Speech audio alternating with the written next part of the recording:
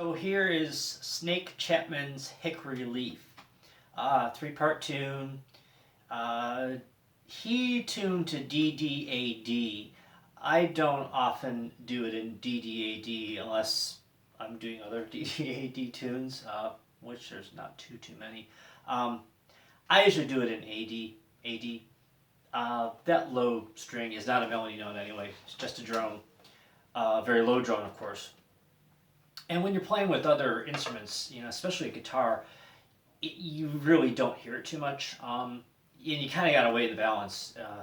For as much as you hear it, as much as you're playing on that string, that drone, which is really only the B part, for a couple measures, is it worth tuning down for that? Is what I say.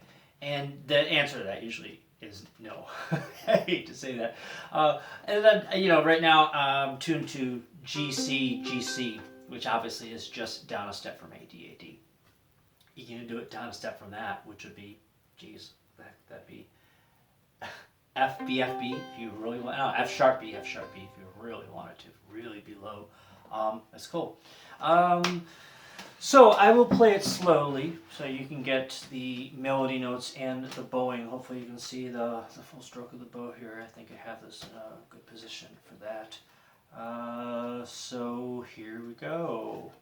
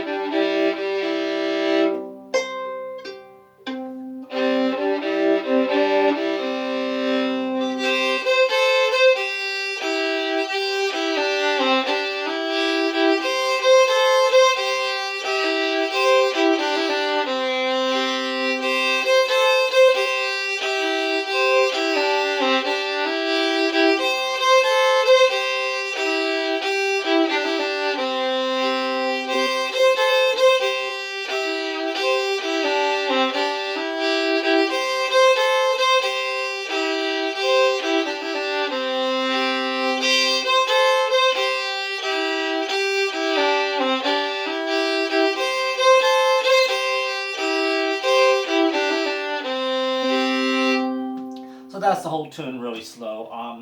Again, almost harder to play it like that because you're using a lot more bow. You might find you might run out of bow using those bowings. So it's really controlled playing that way, and obviously it lacks a lot of the groove and the pulse. But that's good to start off that way, so you can get the bowings. Because then when you speed it up, those bowings, they will have a better and a different flow to them, which I will do now. I will play a little faster so you can kind of hear a little more of the pulses and such like that, see how the bow movements go.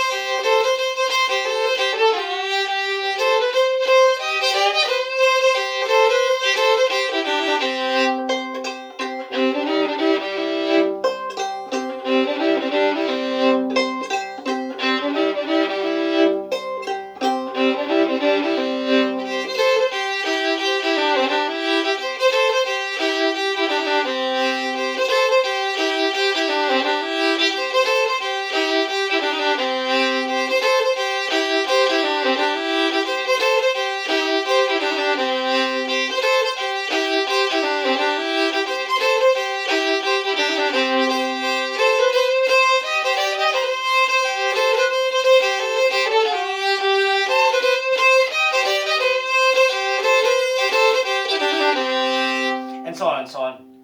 I just wanted to go back into that A part there just to kind of, there's a couple ways I do that. Sometimes I will do what I just did right now for that last C part going into the A.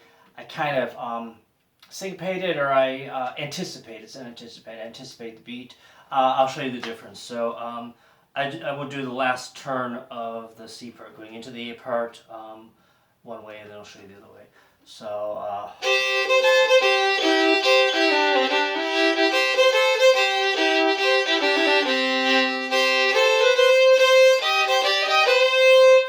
So that was like right on the beat, no anticipation going into the A part from the last C. Here I will do an anticipation. You'll hear how this just kind of, it's a syncopation, just kind of leads into it. So that last C.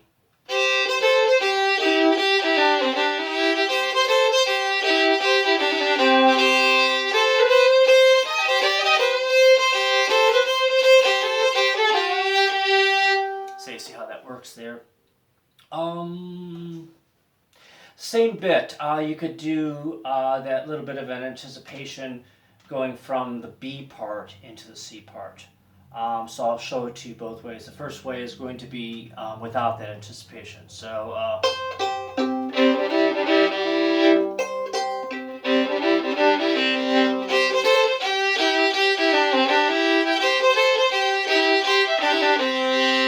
So that was right on the beat there.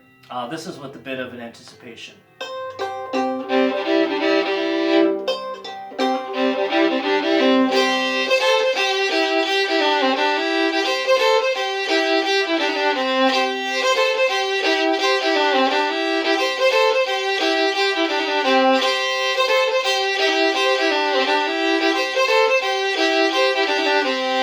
And I continued that bit of an anticipation in each little repetition of that the fragment in that C part as well. I can't think of anything else really to address in that tune, other than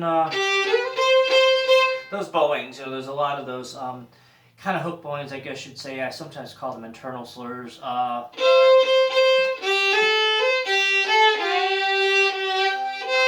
So the way that's the first one that occurs. I think the easiest way to think of that is it's in threes. So you got three of the, we're just going to call this a D, third finger, separate. 1, 2, 3, and then the next three notes are all in one bow, and then separate again. So.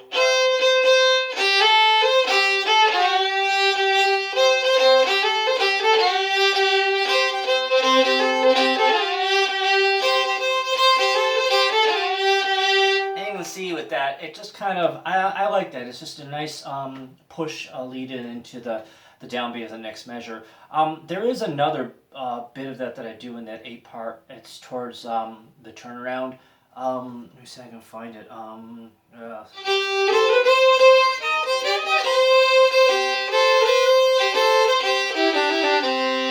There.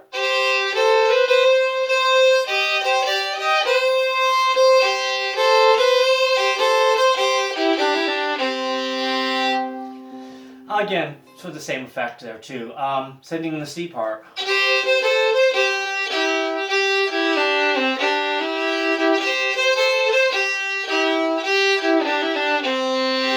At the ends of those phrases, doing that little bit of a rock to get back.